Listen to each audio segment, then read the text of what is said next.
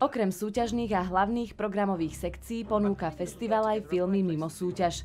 Predstaví nemecký film Buď moje dieťa, ale aj snímku Odumieranie srbského režiséra Miloša Pušiťa, či film Svietnik anglického režiséra Christophera Prezvela.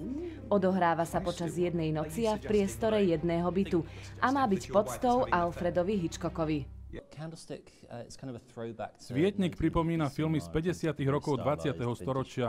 Je to sociálna dráma, kde na neformálnom stretnutí hostiteľ obviní manželku svojho najlepšieho priateľa z nevery. Priateľské stretnutie zrazu ovládne temná atmosféra, je to však spojené aj so zábavou, pije sa tam veľa whisky, hrajú sa hry. Given the number of options that one has, the rope, the lead piping, the gun, who on earth would choose to murder someone with a candlestick? The Reverend Green, I'm hoping. Well, perhaps, yes, but there's no real-world application for it, is there? I mean, if you want a man dead quickly, use a gun. Ak máte len hodinu a pol na rozpovedanie príbehu, snažite sa využiť čas čo najlepšie, ako viete.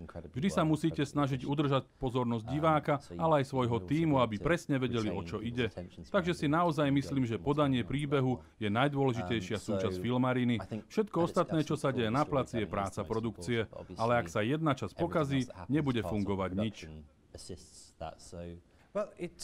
Samozrejme, že máte dosť obmedzené možnosti, keď zvolíte uzavreté miesto, ktoré je navyše obmedzené aj časovým rozpätím. Máte určitý počet ľudí a hercov, musíte nájsť vhodné miesto a je to potom veľmi ťažké spracovať do celovečerného filmu. Ale aj to bola práve tá hlavná úloha, ktorá nás aj bavila pri práci na filme Svietnik.